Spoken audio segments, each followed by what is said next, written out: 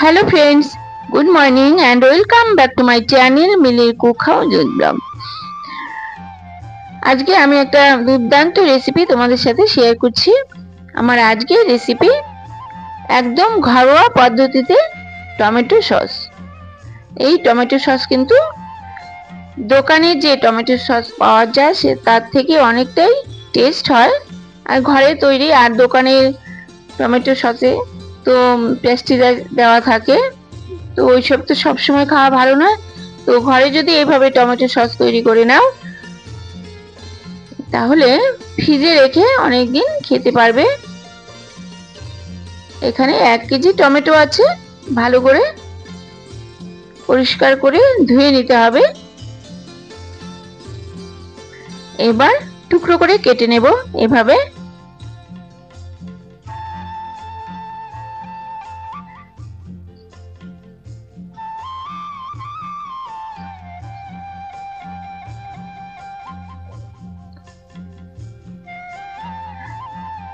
কাটা হয়ে গেছে, দেখতেই পাচ্ছ।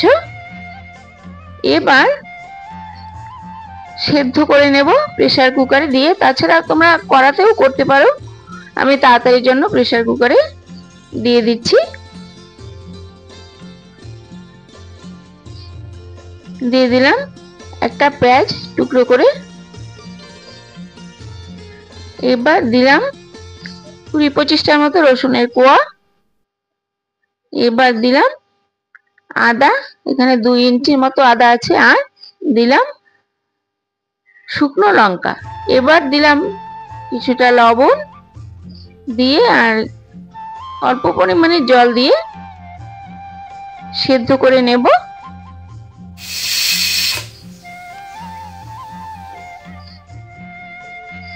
দুটো সিটি দিয়ে নামিয়ে নিলাম। নামিয়ে এখন কিন্তু ঠান্ডা করে নেব।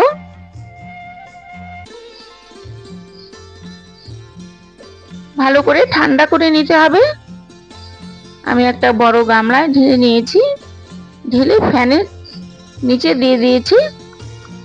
ঠান্ডা হয়ে গেছে। এবার কিন্তু মিক্সির জারে নিয়ে পেস্ট করে নেব। এই দেখো পেস্ট হয়ে গেছে। এবার একটা ছাঁকনিতে ঢেলে খুব ভালো করে ছেঁকে নেব, যাতে কোনো লাম্পস না থাকে।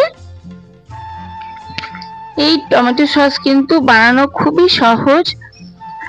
তোমরা পুরো ভিডিওটা দেখো, ভালো লাগবে। ভালো লাগলে একটা লাইক করে দিও, শেয়ার করে দিও, আর পুরো ভিডিওটা দেখে সাবস্ক্রাইব করে আমার সাথে থেকো।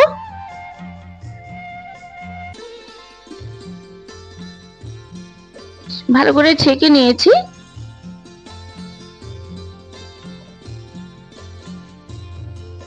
এবার এদিকে কড়া বসিয়ে গ্যাসে বসিয়ে দিয়ে টমেটো পিউরিফাইটা দিয়ে দিলাম। দিয়ে এবার জাল দিয়ে নেব।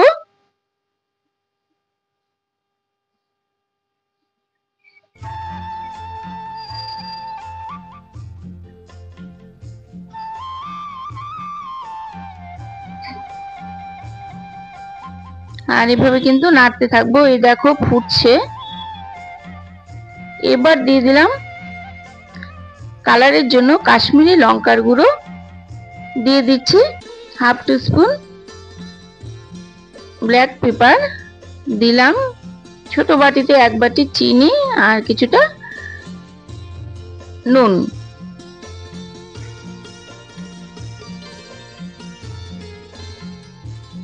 আর দিলাম কিন্তু সামান্য বিট নুন। দিয়ে কন্টিনিউ নাড়তে থাকবো, যাতে কিনা লেগে না যায়। কালারটাও কিন্তু একদম এক্সাক্ট চলে এসেছে।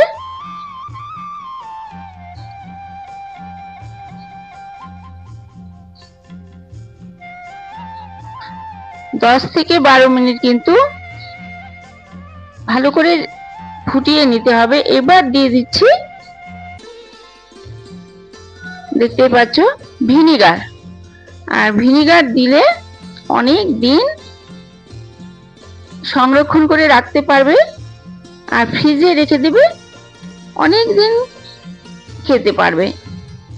আর বাইরে টমেটো সসে যেহেতু পেস্টিসাইড দেওয়া থাকে, সেটা বাইরে রাখতে পারো, কিন্তু এটা কিন্তু বাইরে রাখলে চলবে না, ফ্রিজে রেখে খেতে পারো। আর একদম দোকানের টমেটো সসের মতো টেস্ট হয়। এটা কিন্তু আমার হয়ে এসেছে, আমি নামিয়ে নিয়েছি, নামিয়ে দেখাচ্ছে, দেখো একদম দোকানের মতো, দেখতেই পাচ্ছ। এবার ঠান্ডা করে বোতলে ভরে রেখে দেবে। খুব ভালো করে কিন্তু ঠান্ডা করে নিতে হবে। আমি বাটিতে ঢেলে দেখাচ্ছি।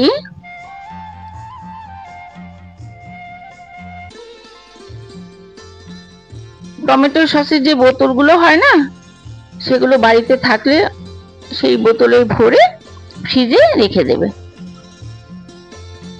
দেখো তাহলে তৈরি হয়ে গেল কত সহজেই হোমমেড টমেটো সস। তোমরা কিন্তু অবশ্যই বাড়িতে ট্রাই করবে, ট্রাই করে আমার চ্যানেলের কমেন্ট বক্সে কমেন্ট করে জানাবে কেমন লাগলো এই টমেটো সস। আর প্লিজ তোমরা সবাই আমার পাশে থেকো।